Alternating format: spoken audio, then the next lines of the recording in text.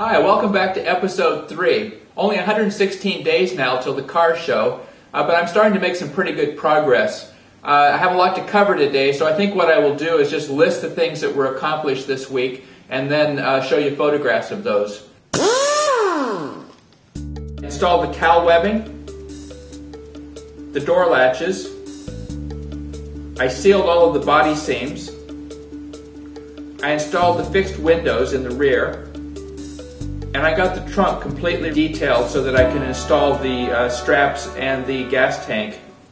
I did have one challenge with the seam sealing, and that was above the door where the drip channel and the roof meet. You can't get a regular tube of sealant up in there, and I wasn't sure how I was going to ever get that sealed off. And I came up with the idea of using a liquid sealant, which is like a body undercoat, a rubberized undercoat. By putting that in a funnel, I could get it up in there and drip it in, and it actually worked out really well, and it looks pretty much like the original did. So I'm thinking they might have used a liquid sealant actually originally up in there as well. It's hard to go into much detail about the work I've already completed and still keep these videos at a reasonable length. So what I plan to do is to just mention some of the work and show you a couple of pictures each week. And I will try to do some separate videos that go into more details about each stage of the restoration. This week, let me show you just a little bit about the chassis. I stripped it completely down and then had it sandblasted and painted, and this is what I came up with.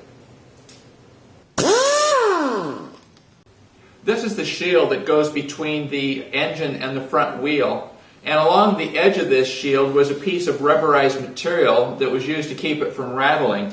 Here's the piece I took off, and it's really falling apart. In fact, there were two of them. The other one fell apart completely. So what I did was I went to the local rubber company. I found 1/4-inch cloth insert rubber is what it's called. They cut a strip of it for me, and I'm going to attach this using some wire so that it looks similar to the way it did originally. First, I take a piece of safety wire, stainless steel safety wire, this is 30 thousandths, and thread it through the hole that was made by the original stitching. After pulling it through, I push it back through the other direction.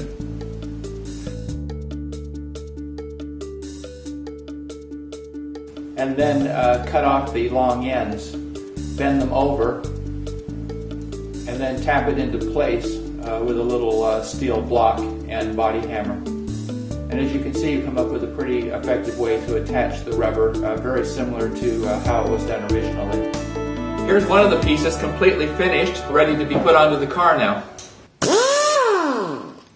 I don't know about you, but one of the things I hate about taking apart an old car is all of the grease and dirt that is stuck to everything. And I used to spend several hours standing over a solvent bath with a little brush cleaning everything. And I've discovered a way that's a little faster and easier and much cleaner, and that is to create my own little hot tank. Now what I do is I take Marine Clean, which is a product by Restimotive, the same people that make POR 15, and I put it into a slow cooker. And I mix it some water and the Marine Clean together, heat it up, and then just drop the parts in there. If I have a bunch of bolts and nuts and things, I just put them in all greasy and dirty, and then use a magnet to pull them out after about an hour, and they come out completely clean.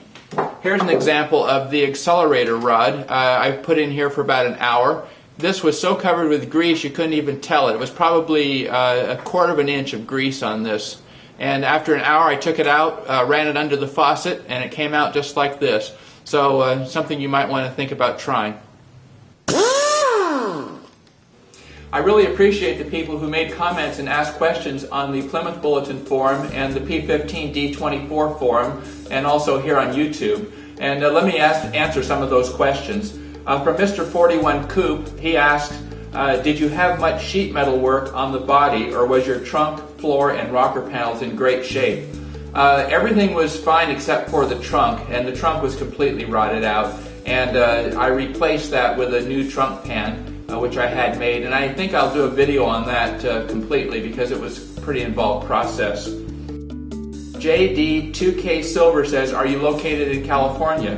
And the answer is yes, I'm in the Central Valley of California, almost in the middle of the state. P12 Tommy asks, who restored your instrument cluster? Well, that was kind of a long process.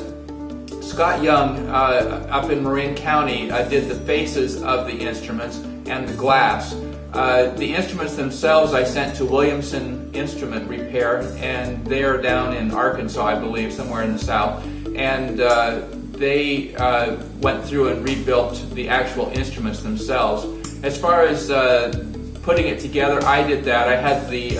I made the gaskets. I also made the bezel or had that replated, and pretty much did all of that part myself. So I sent different pieces out, had them done, brought it back home, and put it all back together. Arrow3113 says the front U-bolt mount. I'm not sure which way is factory correct, but I think they are installed from the bottom up with nuts and washers on top. And actually, I think you are correct, and I have changed that. I did check my original disassembly photos, and I also called Larry Jenkins, who is the 1941 Plymouth Club advisor, and both indicated that they should be put in the other way, and you're looking at a photo now of the ones put in correctly. Robert KB says, I would love to have something related to the mechanical restoration. And I did do all of the mechanical restoration myself. The machine work, of course, I sent out. And I think what I'm going to do is do some separate videos, because each one of those could be 4 or 5 minute explanation, which would make this video far too long. So I will do some more information on the mechanical restoration. Old Dodge 41 says, I will subscribe for sure. And I encourage all of you to, if you don't have a YouTube channel, sign up for YouTube, and then you will know automatically when these videos get posted. Andy Dodge lives down in Grafton, New South Wales, Australia, posted some photos on the bulletin board of the forum and of his 41. Beautiful car, and I really enjoy that. He asked about posting some additional photos from mine, and I will definitely put those on the forum as well as the videos.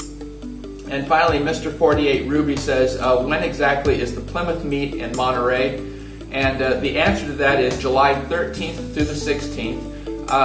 The actual judging is on the 16th, and it's in Pacific Grove, which is right next to Monterey. It's a small town, but they run together.